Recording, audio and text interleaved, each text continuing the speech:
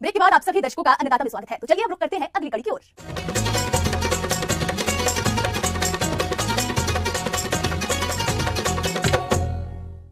परवल एक पौष्टिक और स्वास्थ्यवर्धक सब्जी के रूप में जानी जाती है। इसमें भरपूर मात्रा में विटामिन उपलब्ध होता है, जिस वजह से इस सब्जी की बाजार में अधिक मांग रहती है। प्रदेश के जिन किसानों ने इसकी फसल लगा रखी है, वे अच्छी पैदावार लेने के लिए फसल में इस समय कौन कौन से कार्यों को करें, इस बारे में जानकारी लेते हैं कृषि वैज्ञानिक डॉक्टर एल.एम. यादव से।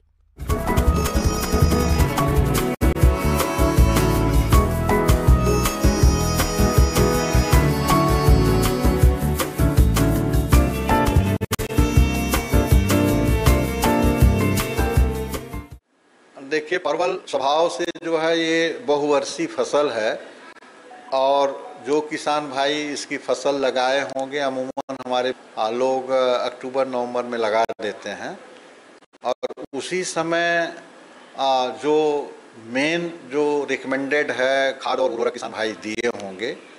जब दिन का तापमान जब 30 डिग्री से ऊपर जाता है तो इस जो पौधा लगा हुआ है उसमें नई पत्तियां निकलती हैं और लत्तर की ग्रोथ शुरू हो जाती है। तो इस स्टेज के पहले ही अमूमन हम लोग क्या करते हैं, 3-4 किलो प्रति पौधा के हिसाब से वर्मी कंपोस्ट डालना चाहिए। नहीं तो 5-6 किलो अगर आप सड़ी हुई गोबर की खाद देते हैं तो वो बड़ा एक कारगर उपाय करता है, क्योंकि गोबर की खाद में सभी 17 पोषक तत्व कुछ न कुछ मात्रा में होते हैं।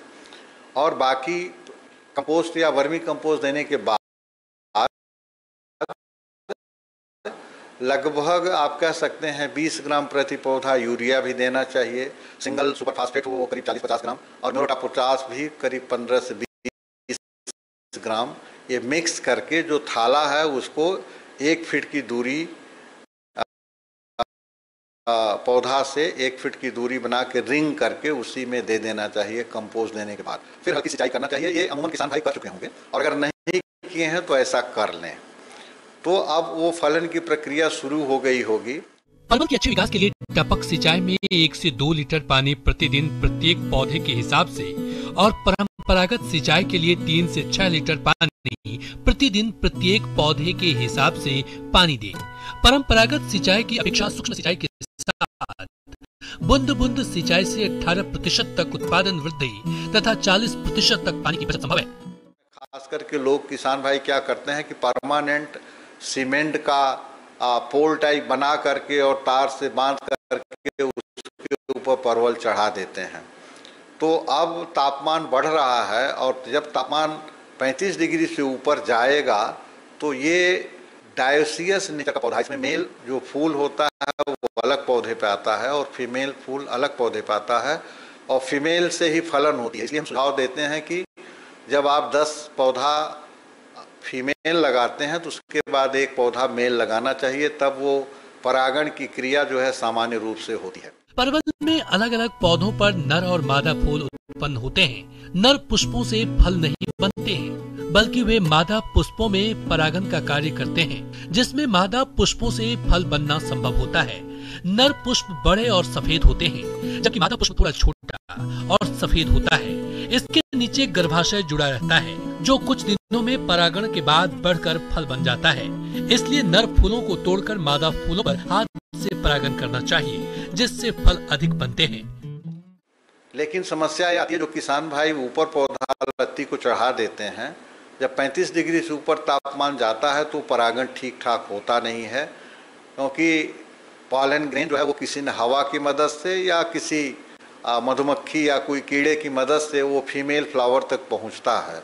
और अगर फीमेल फ्लावर का स्टिग्मा वाला पोर्शन सूखा है, वहाँ पर पॉलन ग्रेन पड़ता है और वो जम नहीं पाता है, तो उससे फिर परागण की प्रक्रिया पूरी नहीं हो पाती है, जिससे फलन नहीं लगता है, तो फॉल्स फ्रूट हो जाता है और आपको दिखेगा कि फल लगा हुआ लेकिन वो फल पीला होकर के फिर वो गिर जाता है।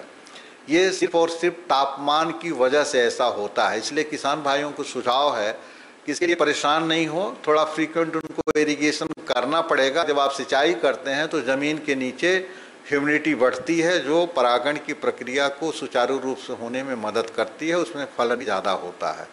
तो ये सावधानी बरतना है, सिंचाई फ्रीक्वेंट करना।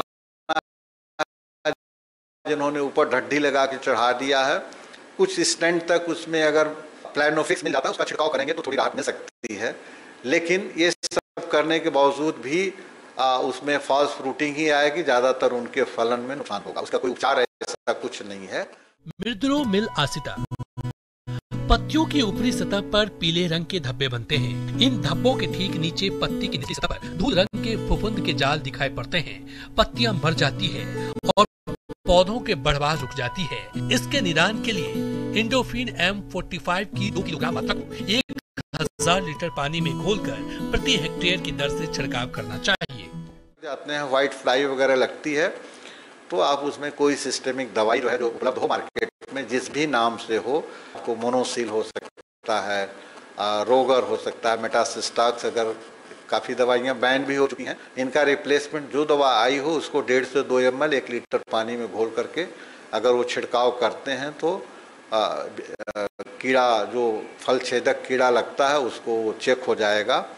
बीमारी जो होती है पाउडरी माल्डिव आता है जो टेल्कम पाउडर जैसा पत्तियों के ऊपर आ जाता है, तो उसके निदान के लिए किसान भाई जो है वो 25 kg पर हेक्टेयर रिकमेंडेशन है सल्फर डस्ट की डस्टिंग कर सकते हैं। सुबह जो है सूर्योदय के जस्ट बाद, लेकिन 8 बजे के पहले ही करना चाहिए। दवा का छिड़काव भी गर्मी में 8 बजे के पहले ही कर लेना ठीक होगा। और या केराथेन एक दवा आती है, उसको भी 1.5 ग्राम दवा 1 लीटर पानी में घोल करके अगर आप छिड़काव करेंगे तो उसका फ़ायदा होगा। तो ये सामान्य क्रियाएं हैं जो किसान भाई अगर करेंगे तो परवल को अच्छा उत्पादन उससे वो ले सकते हैं।